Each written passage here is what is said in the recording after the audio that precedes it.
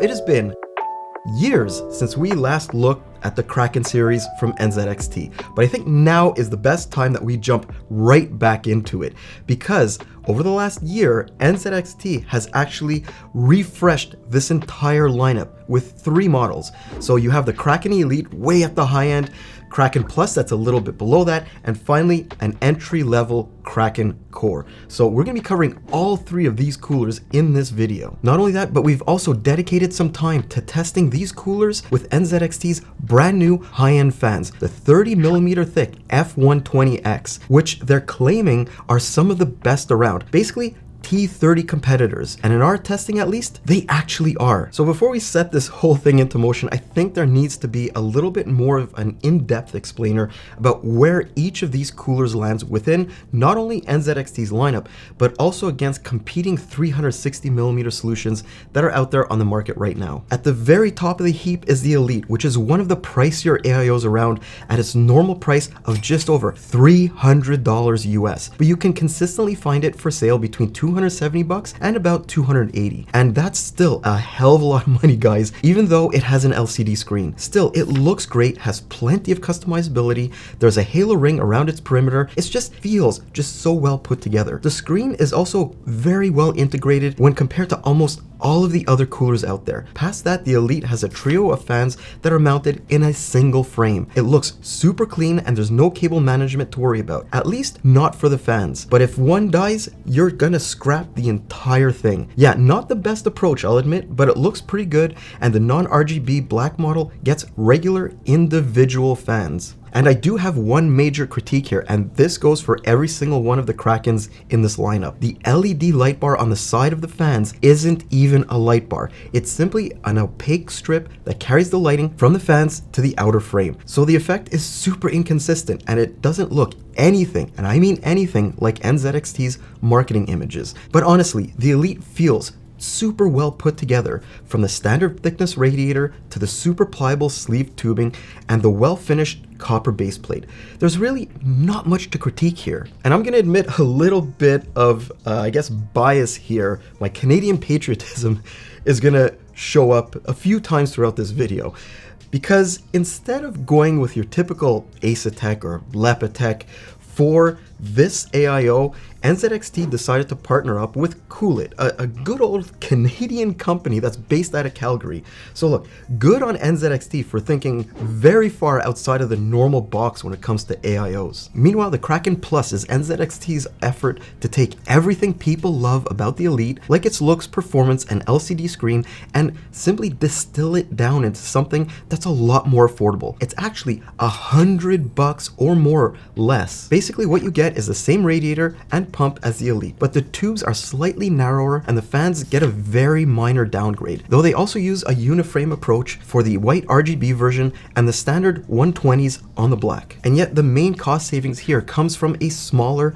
much less capable screen and a slightly revised pump head design that's more compact but also houses a smaller internal fin array. That screen though, well, it is a huge step backwards when compared to the Elite. It's minuscule by comparison, and for the price, I don't even think it's worth the money over a regular pump head with some integrated RGB. But look, I mean, you might think very differently. And there's actually another thing that you really need to take into account before taking the plunge into the Kraken Elite or Plus.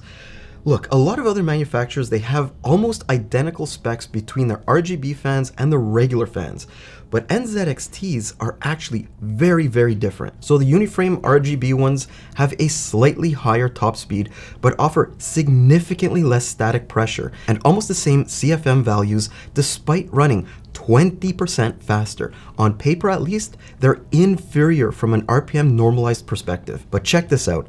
If we compare the noise each generates at identical RPM points, the non-RGB F120Ps are noisier across the entire spectrum. Basically, the uniframe model can run faster while being quieter. For example, at 1100 RPM, they're running under our 30.5 decibel noise floor, while the F120Ps are almost 2 decibels louder, and that translates directly to a performance advantage for the RGB fans in our noise normalized tests. The differences, well, they're not huge down low at 32 decibels with less than a degree separating the two, but as noise increases, the RGB model starts pulling ahead with a 1.3 degree advantage. Anyways, the Kraken Core, well, that's NZXT's entry-level cooler. It's their sort of like push into a lower price bracket. But there's a little bit of a problem here, right? So it goes for about 130 bucks or a little bit less than that when it's on sale. And if you think about this in the grand scheme of 360 millimeter AIOs, well, that puts it into a very unenviable position against some of the best coolers that we've ever tested, because those ones are actually less than this, even at their regular non-sale prices. So NZXT has some big shoes to fill here. So what do you actually get? Well, there's a trio of fans that have lower overall specs than the other two Krakens, though they still have some very well integrated RGB elements. It's also only sold in black with RGB. There's no unlit version or white options. What you see is what you get. Other than that, the pump here isn't sourced from Coolit, but the flow rates are actually a bit higher than the other models. It also runs at a constant speed of 3100 RPM and can't be changed, whereas the Elite and Plus have variable speed pumps. And that pump head, well, it has integrated RGB within a corrugated surface. Personally, I prefer this approach without an LCD screen. It's less expensive and also a heck of a lot less complicated while still looking pretty good. I also like the fact that the core runs off a standard 5-volt RGB header instead of locking you into the cam ecosystem like the LCD models do. Another thing I absolutely need to bring up here is pump noise, because in going through all of the reviews that people have left for these coolers, it seems a lot of folks are encountering very, very loud pump gurgling or grinding noises on the Elite and the Plus, so the ones with the Coolit pump, when they're running at anything but their 100% maximum speed. And guess what? We have 4 samples here of each, and every single one of them exhibited exactly the same problem. Let's have a listen.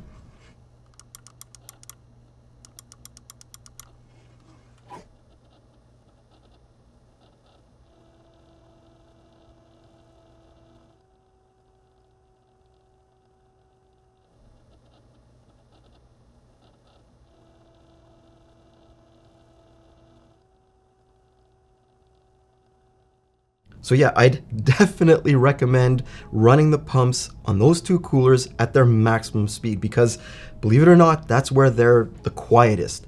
Unfortunately though, out of testing, I think 14 or 15 coolers right now, they're still some of the loudest that we've tested to this point. The Kraken Core, on the other hand, that does not have that variable speed pump like we saw on the other two coolers, so it technically has the most to lose here.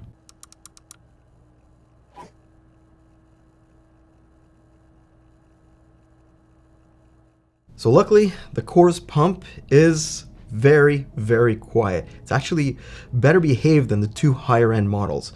So anyways, I think that lays all of the groundwork before we get into testing. And for testing, we're going to start off with the 9800X3D at full load and gaming. But something I need to mention here is every single one of the coolers that we tested from the NZXT lineup is using the RGB models, not the standard unlit models.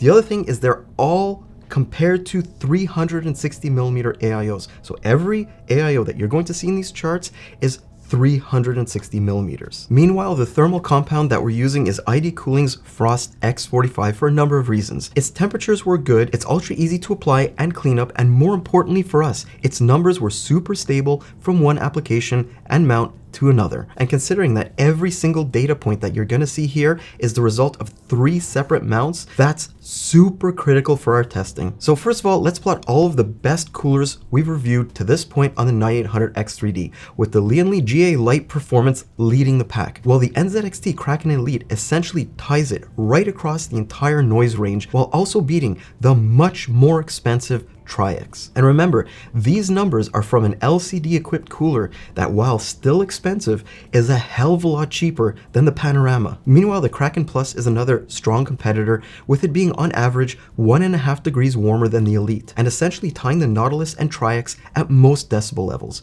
But the bigger surprise for me here, it was the Core. At lower noise levels, it actually gave the Elite a run for its money and then came within spitting distance as fan speeds increased. And I mean, this isn't the cheapest cooler here, but from a price to performance ratio, it's one of the best we've ever tested. So despite the 9800X3D being really easy to cool for all the 360mm AIOs here, the three NZXTs are clustered right at the top when everything is normalized to just 32 decibels. And that's great news for people who want the best cooling performance at the lowest noise levels. Ramping things up to 40 decibels makes things a lot tighter, to the point where all three Krakens are essentially offering identical temperatures, since they're all well within our margin of error from one another. Moving on to gaming, and if anything, this makes all three NZXT AIOs look even better, with even the Core hitting temperatures we've only seen from Lianli in the past. Simply put, these are the best AIOs we've tested on the 9800X3D so far, with the Core being particularly good when you consider its no-nonsense approach. But I mean, look, there isn't a single cooler here that goes above 53 degrees, even at an ultra-low noise envelope of 32 decibels. So while the NZXTs do amazingly here, any other 360mm all-in-one liquid cooler would do equally well in such a low CPU load situation. And with the 9800X3D not being much of a challenge for this class of all-in-one coolers, the 9950X with PBO enabled is here to separate the men from the boys. And historically, this test was dominated by Lianli and Triax. But now, well, the Kraken Elite is the best of the best, narrowly edging out the Triax at low noise levels and pulling a bit further ahead as the noise increases. There's also a ton more space between it and the Plus, which points towards the slightly detuned fans and cut down flow chamber, becoming more of a hindrance here than on CPUs with lower TDPs. And it's that added heat which finally pushes the Core a lot further away from the other Krakens here. I mean, at 32 decibels, the Core and the Plus are a lot closer than you might expect given their prices, but the Elite just runs away with things here, to the point where it's more than 2 degrees cooler than the next best NZXT AIO, and clearly ahead of almost everything else too. And at a normalized 40 decibels, it gets even better, though this is at the upper range of what I'd accept in terms of noise. And remember, we chose to run the best of the best AM5 coolers on the 9950X, so there's a whole set of other AIOs that didn't even make it into this chart. So the Elite is really a cut above here. Moving on to Intel, and things get a bit flipped here when compared to the AMD results. The only real exception was the Panorama. Well, the Kraken Elite puts on a pretty good showing by being one of the best coolers we've ever tested at 32 decibels. And again, it keeps on getting better and better after that. Meanwhile, the Plus and Core offer about the same performance on a 285K, with the much cheaper cooler being only 1 to 1.5 degrees behind. Unfortunately, again, there are other less expensive AIOs that do get better numbers. So yeah, all of these NZXTs sort of slipped down the ranking on Intel, but the Elite still stayed in the top 4. But look, there's no getting over the fact that the Elite and Plus are expensive relative to their performance on this platform, and yet they do get the benefit of having a massive feature set and those cool LCD panels. Unfortunately, the Core doesn't have those crutches to lean on. It's a pretty basic cooler, and there are far better options out there. And at higher decibel levels, I just can't see myself recommending the Core for an Intel system when things like the GA2 Lite, Liquid Freezer Pro, and Corsair Nautilus go for less money. Meanwhile, the Elite and Plus do start to look like relatively good options if you want something with a screen on it. And gaming, well, that doesn't really change the ranking either, at least not at lower decibel levels. But as things ramp up, the Elite starts falling a bit further behind, and the delta between it and the other two Krakens narrows quite a bit. And yes, like I keep saying, we need to put these gaming results into context. Other than the Triax, all of these coolers are separated by 2.5 degrees or less. And this is really put into context when normalized to 32 decibels. The hottest running here is 52.7 degrees, and the second best Nautilus is at 55.2. And that's both good news and bad for NZXT. On one hand, it means their more expensive models simply can't distinguish themselves from coolers that cost a fraction of the price when you compare them on the performance front. But on the other hand, a level temperature playing playing field means distinguishing features like LCD screens can really take center stage. And speaking of the screens on these higher end coolers, I really need to talk about NZXT's cam software.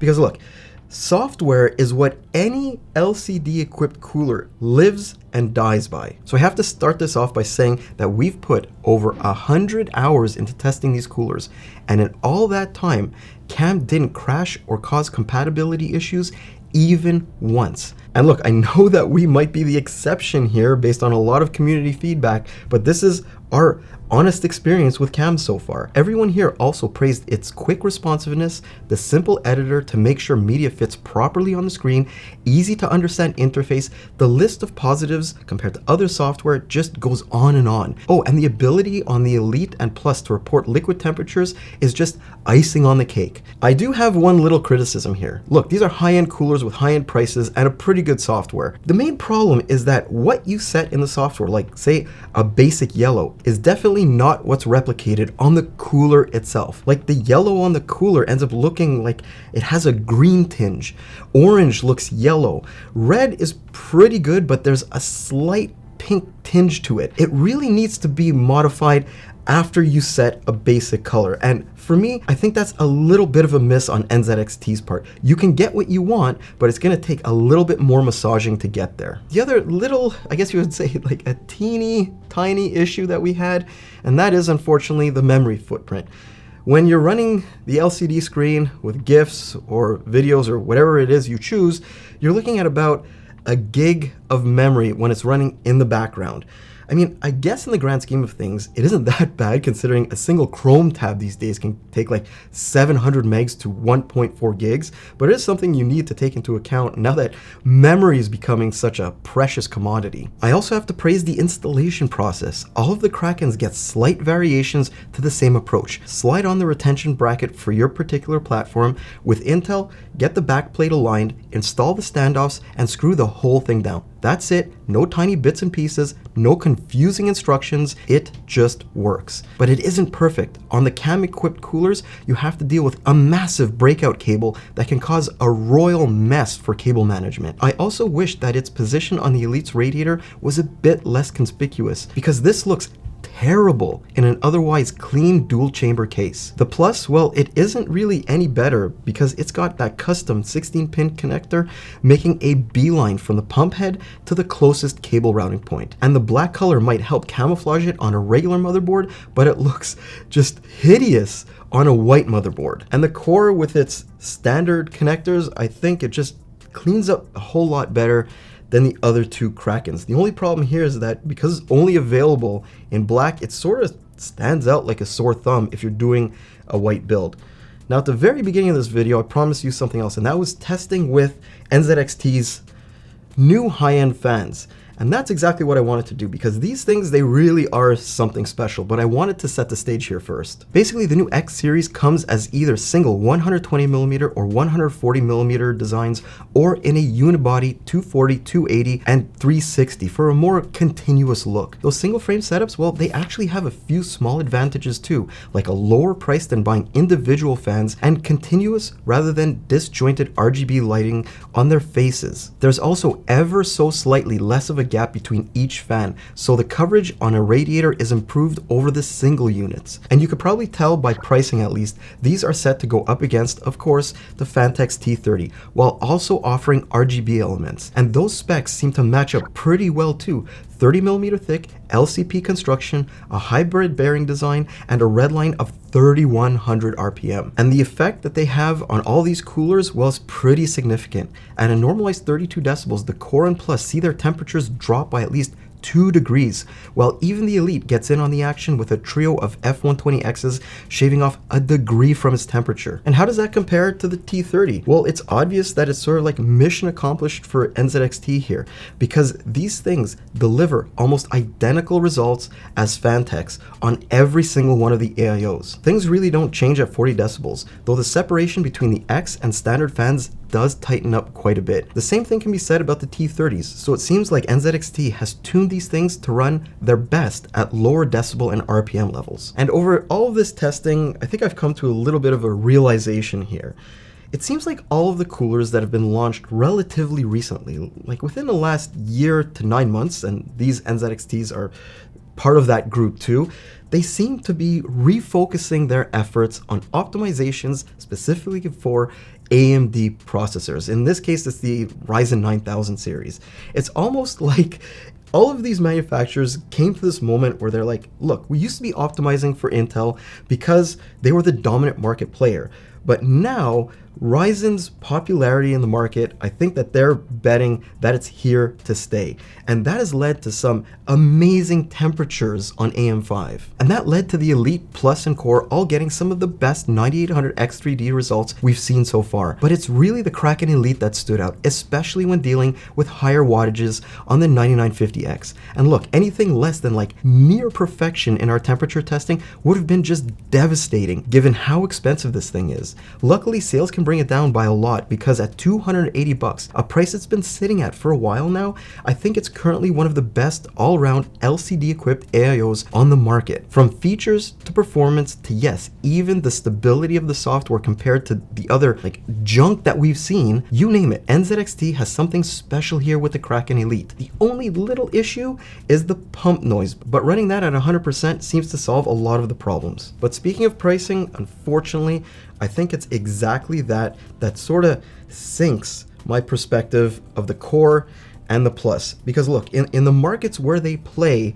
there are far better options that do tend to cost quite a bit less. And I think the Plus, it does highlight that issue probably the best here. NZXT does need some credit though. They're bringing built-in screens to a more accessible price point and with software that's finally feeling a lot more polished than it once was. But that LCD, in my opinion, is just too small. It almost feels like an afterthought, and its inclusion leads to a price of over $200. The Core, on the other hand, well, it doesn't really do anything that the less expensive Corsair Nautilus, Lianli GA2, and a bunch of others didn't already offer. So from my perspective at least, with the Kraken Elite, NZXT really like hit it out of the park.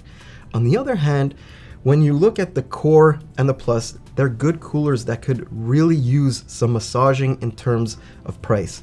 And if NZXT could do that, they have an incredible top to bottom all-in-one liquid cooler lineup. But all they need is a little bit of a push to allow them to do that. And I hope this video actually accomplishes that. So anyways, I'm Mike with HardwareCanucks. I hope that you enjoyed this video and I will see you in the next one. And if you're watching this after Christmas, Happy New Year.